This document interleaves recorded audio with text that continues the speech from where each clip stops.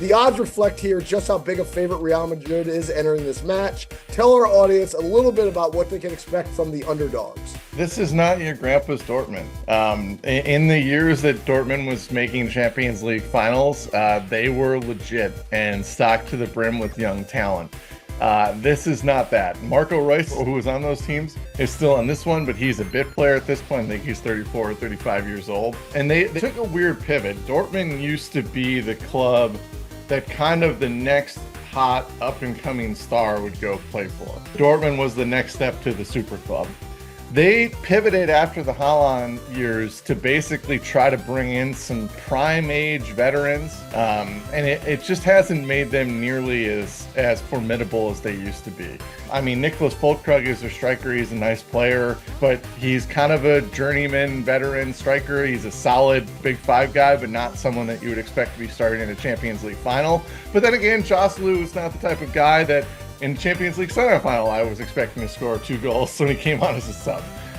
So soccer does surprising things for you. The kind of common theme with everybody on Dortmund is they're like good, solid players. They're players you'd find on the 4th best team in Germany, which is about what they were, not what you'd find in a Champions League final. You're used to the superstars. You're used to the super clubs.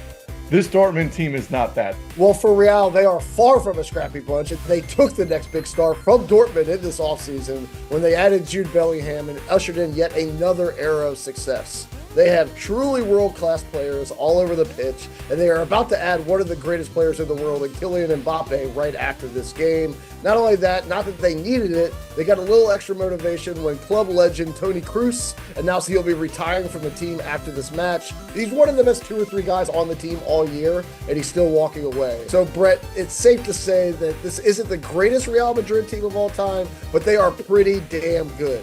Can they be beat in this game? Well, I mean, of course it can. You and I know this. We've seen more random results in soccer than if Dortmund would lift the Champions League trophy over Madrid.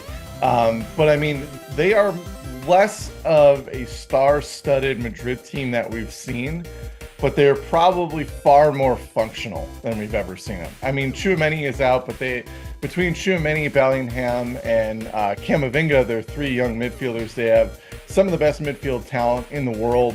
Like you said, Toni Kroos is still hanging around as a passing machine. He's been great. One of his wonderful passes led to a big goal in the Champions League semifinals.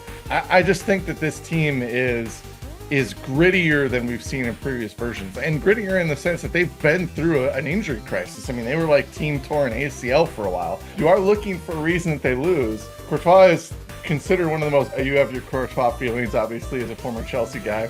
But if Thibaut is back between the pipes and a little bit rusty, and a couple of shots that normally the human Belgian wall bats away go in, that's the game right there. That's soccer. So that could be your reason right there.